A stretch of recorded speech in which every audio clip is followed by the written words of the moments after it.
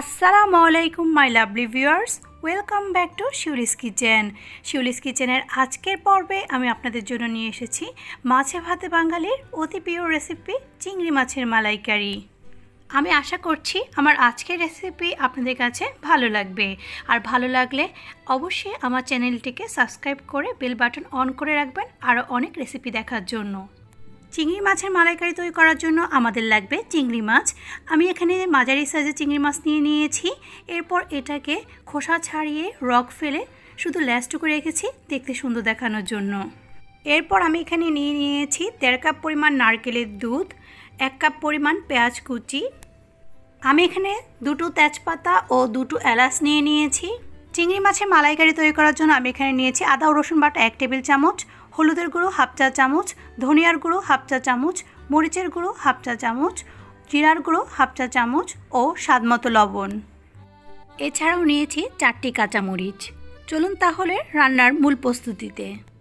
চিংড়ি মাছের মালাইকারি রান্না করার জন্য আমি প্রথমে চিংড়ি মাছগুলোর মধ্যে 1/2 চা চামচ পরিমাণ লবণ ও হলুদের গুঁড়ো মেখে চিংড়ি মাছগুলোকে ভেজে নিব।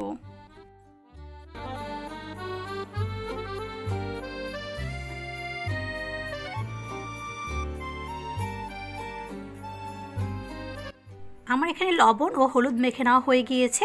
এখন আমি চিংড়ি মাছগুলোকে ভাজার জন্য চুলায় একটি ফ্রাই প্যান বসিয়ে পর্যাপ্ত পরিমাণে তেল দিয়ে দিচ্ছি এবং চিংড়ি মাছগুলোকে একটা একটা করে দিয়ে দিচ্ছি।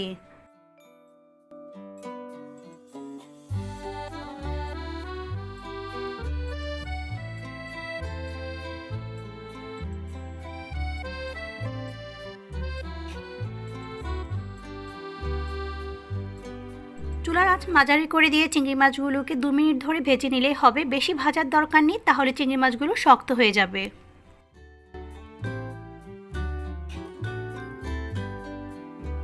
আমার এখানে চিংড়ি মাছগুলো ভেজে নেওয়া হয়ে গিয়েছে। এখন আমি চিংড়ি মাছগুলোকে তেল থেকে তুলে নিচ্ছি।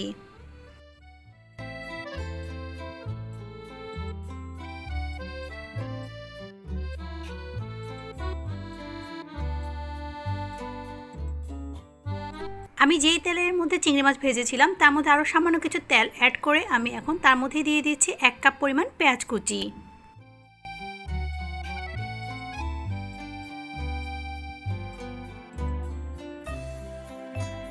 পেঁয়াজ কুচি হালকা বাদামি হয়ে আসলে আমি এর মধ্যে দিয়ে দিচ্ছি 2টো তেজপাতা ও 2টো এলাচ।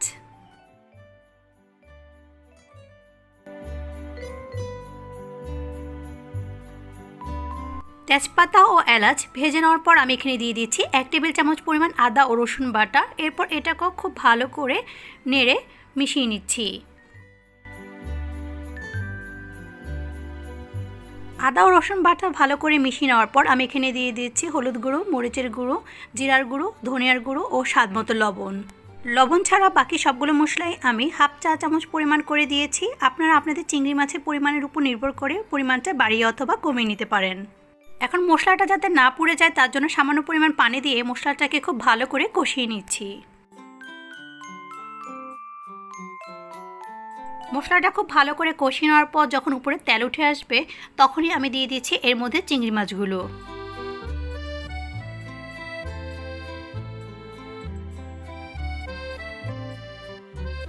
চিংড়ি মাছগুলো দেওয়া হয়ে গেলে আমি এগুলোকে একটু নেড়ে মিশিয়ে দিচ্ছি। এরপর একটু ঢাকনা দিয়ে আমি চিংড়ি মাছগুলোকে একটু কষিয়ে নিচ্ছি।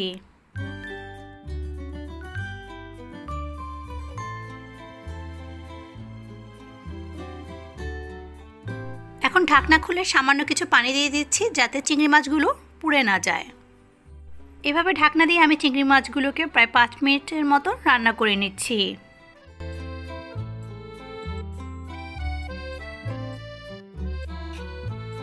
5 মিনিট পর ঢাকনা খুলে আমি এর মধ্যে দিয়ে দিচ্ছি 1.5 কাপ পরিমাণ নারকেলের দুধ। আমি এখানে কোনো পানি ব্যবহার করব না, আমি শুধু নারকেলের দুধটা দিয়েই মালাইকারিটাকে রান্না করছি। চিংড়ি মাছ রান্না করার সময় সবসময় মনে রাখবেন চিংড়ি মাছ খুব বেশি সময় নিয়ে রান্না করার প্রয়োজন নেই। চিংড়ি মাছ বেশি সময় নিয়ে রান্না করলে দেখা যায় চিংড়ি মাছ শক্ত হয়ে যায়। এখন আমি ঢাকনা দিয়ে ঢেকে চিংড়ি মাছগুলোকে রান্না করে নিব প্রায় 7 থেকে 8 মিনিট।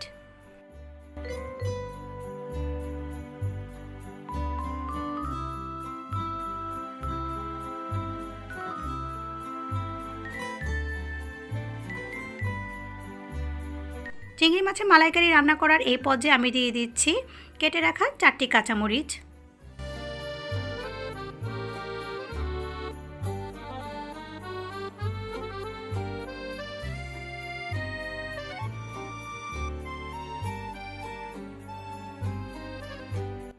আমার এখানে চিংড়ি মাছের মালাইকারির ঝোল ঘন হয়ে গেছে। মালাইকারির জন্য এরকম ঝোলই ভালো লাগে। আমি এখন চুলাটিকে বন্ধ করে দিচ্ছি আর মালাইকারি পরিবেশন করে দিচ্ছি। লোভনীয় স্বাদে চিংড়ি মাছের মালাইকারি। গরম ভাতের সাথে এই মালাইকারির স্বাদ মুখে লেগে থাকার মতন। আমি আশা করছি আমার রেসিপিটি আপনাদের কাছে ভালো লাগবে। আমার রেসিপিটি ট্রাই করে আমাকে জানাতে ভুলবেন না রেসিপিটি আপনাদের কাছে কেমন লাগলো। সবাইকে অনেক ধন্যবাদ রেসিপিটি এতক্ষণ ধৈর্য ধরে দেখার জন্য। আল্লাহ হাফেজ।